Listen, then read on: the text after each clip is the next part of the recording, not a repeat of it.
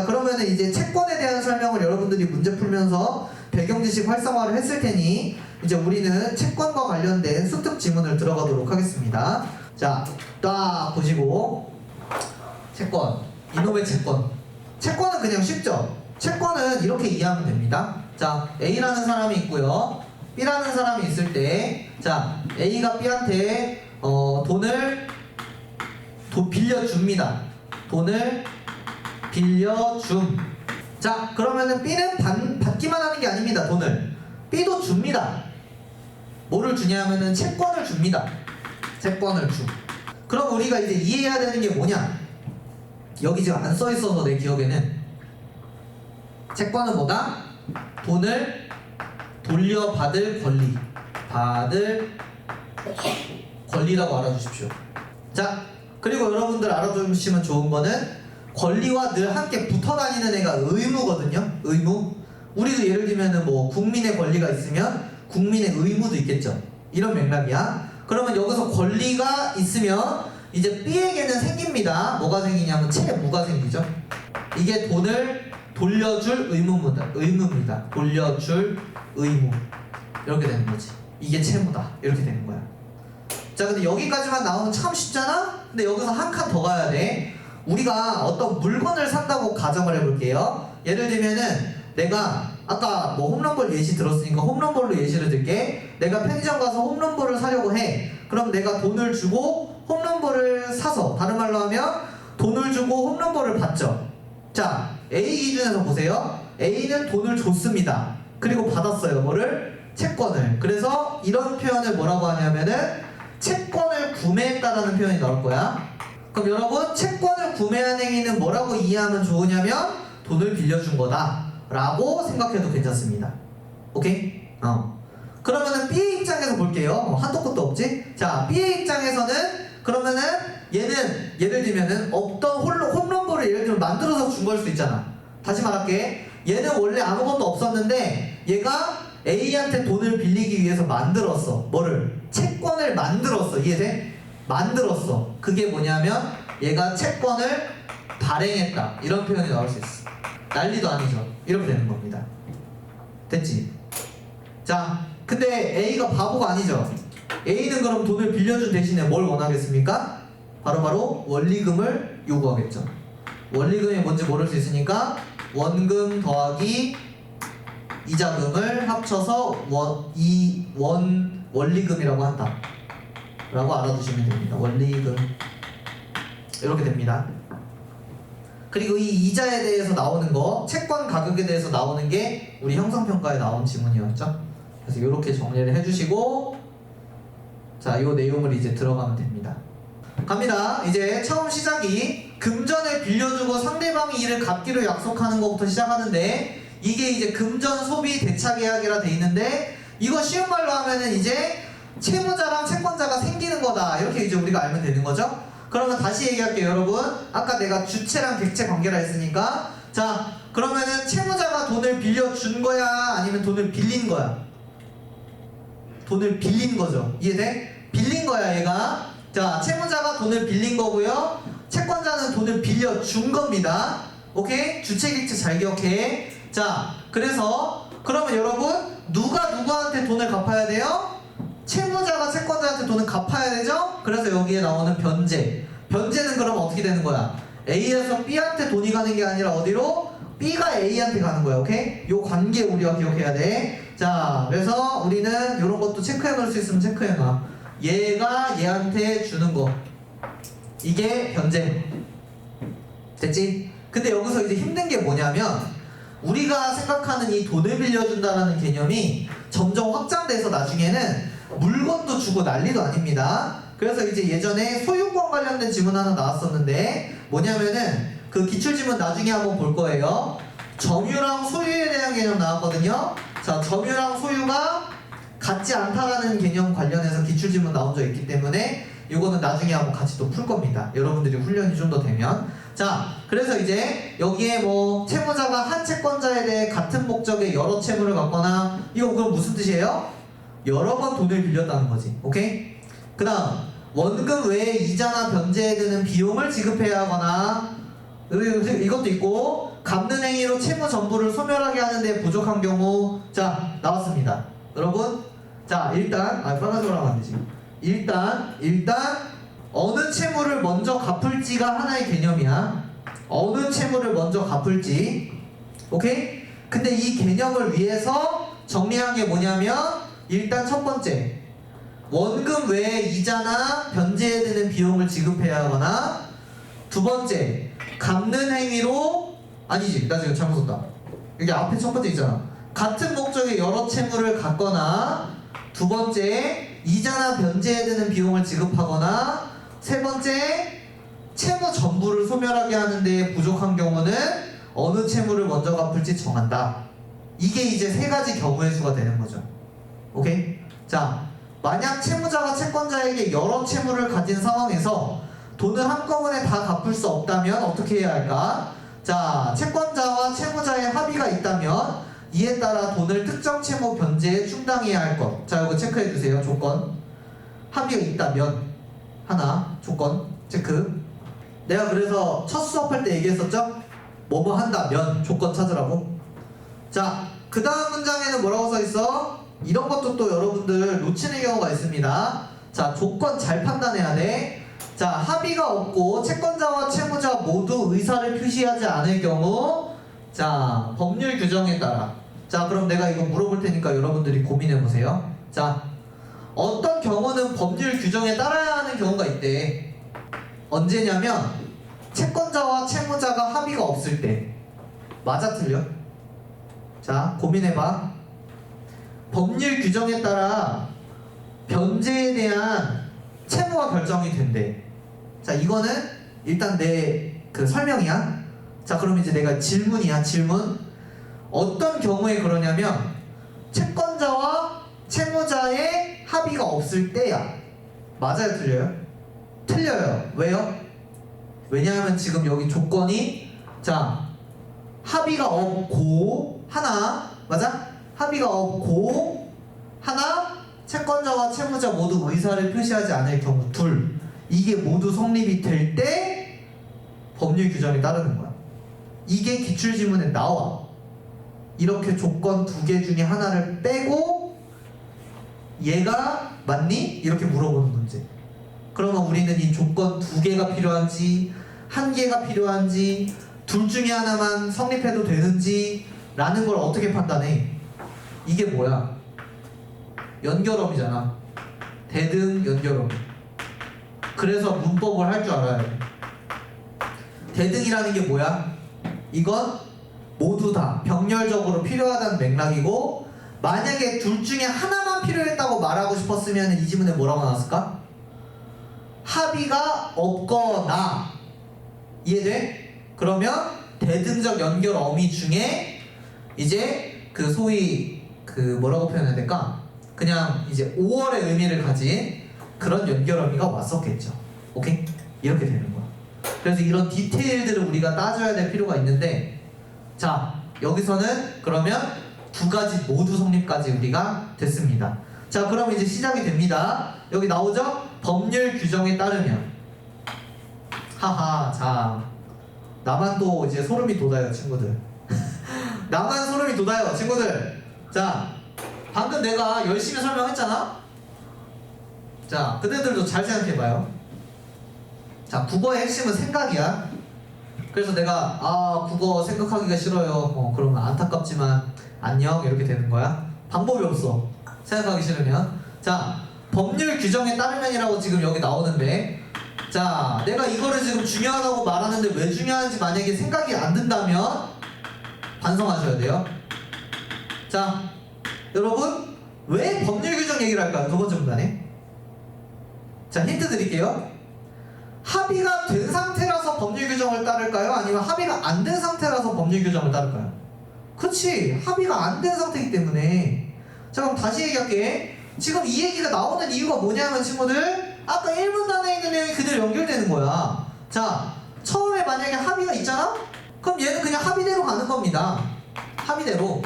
자, 근데 아까 합의가 없거나, 아니지, 없거나라고 하면 큰일 나죠. 합의가 없고 그 다음에 모두 의사표시를 하지 않으면 법률 규정대로 간대. 자, 그럼 결론은 뭐예요? 지금 우리가 볼 이런 애들 1번 어딨어? 이행기 도래하지 않은 애. 2번 차이가 없는 애. 그 다음에 이 밑에 뭐 3번도 나오고 4번도 나옵니다. 이 내용들은 여러분 어디에 들어가야 돼요? 어디에 종속이 돼야 돼? 바로바로 위에가 아니라 밑에 종속이 되는 거죠. 오케이? 지금 내가 주황색으로 동그라미 친 얘네들은 여기에 요소들로 쭉쭉 들어가게 되는 겁니다. 자, 그러면은 이 문제를 어렵게 만들고 싶은 사람은 어떻게 내면 될까? 문제에 합의는 없으나 둘 다 의사표시를 했다 라고 대전제를 바꿔버리면 1, 2, 3, 4번으로 문제 풀면 돼요, 안 돼요? 절대 안 되겠지. 이해됩니까? 이렇게 되는 거야. 이거 하나 놓치면 날아가는 겁니다. 그러면은 이거 하나 놓쳐서 한 문제 틀리는 게 아니라 그 한 문제를 이상하다, 써있는데 왜 다 틀려 보이지? 이런 경우가 있어. 왜 다 맞아 보이지? 이상하다 하면서 여러분 어떻게 돼요? 한 문제 10분 쓰게 되고 그러면 이제 안녕 이렇게 되는 거야. 내년에 나를 또 만나면 안 되잖아. 아셨죠? 오지마. 그래서 이렇게 여러분들이 꼼꼼하게, 근데 이거를 어떻게 이렇게 꼼꼼해져요? 가 아니야. 구조를 파악할 수 있으면 자연스럽게 뭐가 중요한지 보이잖아, 그지? 그러니까 이 두 개가 대조되는 걸 우리가 먼저 확인하면 방금 내가 말한 내용대로 출제가 될 수 있다는 걸 예측할 수 있다는 내용이야. 아시겠죠? 자, 그러면 중요 내용 설명 다 했어. 자, 지문이 길기 때문에 얘는 천천히 읽어가면서 정리하시고 문제 풀면 되겠습니다. 다 못 풀었더라도 일단 답 체크하겠습니다. 지문이 길어서 소설을 오늘 수업을 못 할 수는 없으니까. 자, 답 불러드릴게요, 친구들. 그리고 요거는 다음 주 화요일에 다시 가져와 주시면 디테일하게 설명을 다시 한번 드리겠습니다. 자, 답을 일단 맞출게요. 답 체크를 옆에다 해놓으세요, 아예.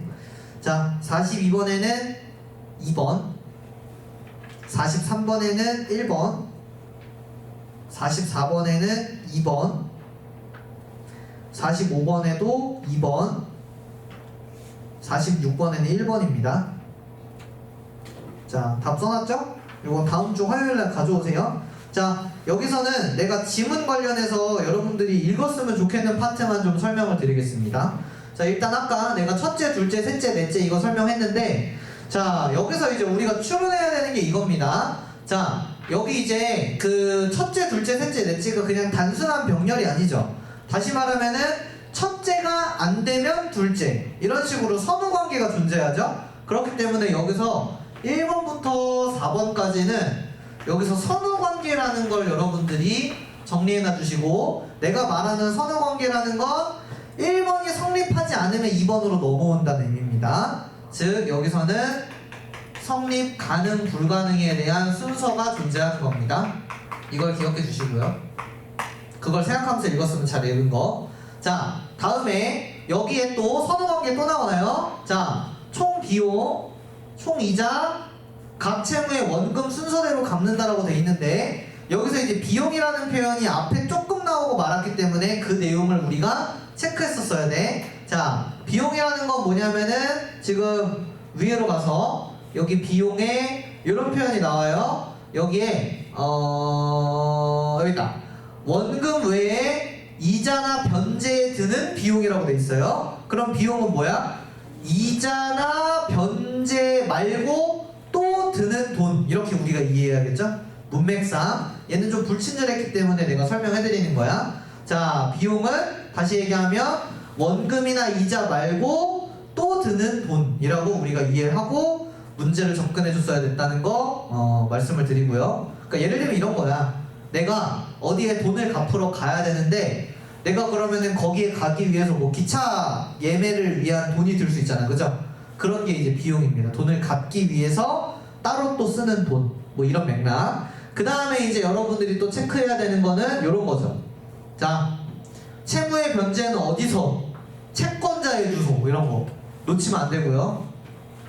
그 다음에 어쩌고저쩌고 해서 여기서는 영업소에서, 이렇게 포인트는 채권자의 영업소에서. 자, 그 다음에 또 제3자라는 것도 체크죠. 제3자라는 건 뭐야? 다시 말하면은 여기에 이제 제3자에게 변제 받아보니까 얘는 채무자의 역할을 하는 애네. 이런 거 생각했는지 확인. 채무자 역할을 했는지. 사실은 이거 관련해서 기출지문이 하나 있습니다. 뭐냐면은 CDS 프리미엄을 다룬 지문이 있는데요. 이게 나는 이제 국어 강사니까 도움이 많이 돼요. 잡지식을 많이 알게 되거든. 비문학습을 오래 하면. 그래서 이거 인터넷이 아니라 뉴스에 한 번씩 나오더라고. 요즘 뭐 경제가 어려울 때 CDS 프리미엄의 가격이 올랐다 뭐 이런 식 표현 나오면서 그러면은 채권의 가치가 떨어졌나 보네. 내가 막 이런 생각을 자연스럽게 하는 걸 내 자신을 보고 뭔가 뿌듯해. 이걸 원래는 못 알아들었는데 이제 이런 기출 지문을 풀다 보니까. 자, CDS 프리미엄 지문에서 뭐가 나오냐면은, 자, 갑이 을한테 돈을 빌려줘요. 자, 이렇게 돈을 빌려주는 거야. 돈을 빌려줌이야. 자, 그러면은 얘가 채권자고 얘가 채무자죠? 자, 근데 이럴 수 있잖아. 예를 들면은 갑은 한국에 사는데 예를 들면 을은 영국에 살아. 그러면은 갑이 직접 영국에 가서 받거나 을이 한국에 와가지고 돈을 갚기가 힘든 거야. 그래서 예를 들면은 이 사이에 병을 껴. 이게 제3자가 됩니다. 그리고 얘가 대신 갚아줘. 대신 채무, 대신 변제. 자, 그러면은 결론. 을은 그러면 누구한테 돈을 갚으면 돼? 대신 변제해준 얘한테 돈을 갚는 이런 관계와 관련된 지문이 여기에 나온 적이 있었고, 그러면은 여러분들이 알 수 있는 건 뭐예요? 이런 구도가 기출 지문에 꽤나 활용이 될 수 있다는 사실. 오케이? 그래서 이런 구조를 많이 아는 것을 스키마를 활용한다라고 표현할 수도 있지만, 개인적으로 난 어려운 말 쓰는 걸 싫어하기 때문에 그냥 머릿속에 잔상을 남겨놓으세요. 오케이? 자, 그러면은 이렇게 됐고, 자, 제3자한테 돈을 받습니다. 그러면은 여러분들 자세하게 생각해야 될 건 이 제3자에게 을은 돈을 갚아야 되겠죠? 이렇게 되는 거예요. 이런 구도. 그 다음에 또 여기서 이제 쭉 보면 되고, 뭐 아무튼 여기에는 이제 방금 내용 설명해서 여러분들이 보면 되는 거고요. 자, 그 다음에 여기에 이제 이런 표현 나옵니다. 동의가 있냐 없냐 이런 거 체크되어 있는지 또 확인하시고 스스로. 왜냐하면 이게 조건이니까요. 그래서 이제 이런 것도 쭉쭉 보시고, 그 다음에 여기에 하나 더 있는데 어딨어? 여기 있다. 자, 여기서 이런 표현. 이 지문의 이제 마지막 문단인가요? 마지막 문단의 바로 위에 줄이네. 자, 요거 체크되어 있는지 보시고 안 돼 있으면 밑줄입니다. 자, 준점유자라는 사람이 나오는데, 자, 이 사람에 대한 변제는 나쁜 의도가 없고 과실이 없는 경우에는 변제로 인정이 된대. 그러면 얘도 마찬가지입니다. 아까 1문단이랑 똑같이, 자, 나는 비문학지문 하도 읽으니까 비문학지문을 출제하는 분들의 문체가 있거든요. 다시 말하면은 이 글을 쓰신 분은 연결 어미를 통해서 조건 2개를 자꾸 쓰시는 분이야. 뭔 소린지 알지? 다시 얘기하면은 변제가 인정되는 경우는 어떨 때? 나쁜 의도가 없고 과실이 없는 이 2가지 조건이 모두 성립되는 경우는 변제로 인정을 한대. 그럼 만약에 나쁜 의도는 없는데 과실은 있어. 그럼 변제로 인정돼야 한대. 안 된다. 이렇게 우리가 이 내용을 생각할 필요가 있었고요. 그 다음에 여기에 또 이제 뭐 예를 들어 나오는 거는 위에 거 적용하면 되는 거니까 보시면 되고, 자, 다음에 이제 이 밑에 나오는 내용은 또 이 채권자의 이익을 대변해야 된다. 뭐 이런 내용 나오는 거는 확인하면 되는데, 여러분 정신을 잘 차려야 됩니다. 채무자는 주어져. 얘는 이익이 포기가 되지만, 하지만 채권자의 이익을 침해하는 건 안 된다. 누가 누구에게 또는 누구는 누구에게 이렇게 주체와 객체 관계를 잘 파악하면서 읽어야 된다. 오케이? 자, 요 내용이 몇 번이었냐면은 채권자의 이익과 관련된 문제가 있었습니다. 그게 이제 여기서 43번이 되는 거예요. 이렇게 아시면 됩니다. 자, 그럼 여기까지가 이제 오늘 비문학 수업 좀 길었는데 오늘은 좀 중요한 내용이 많아서 길게 했고요.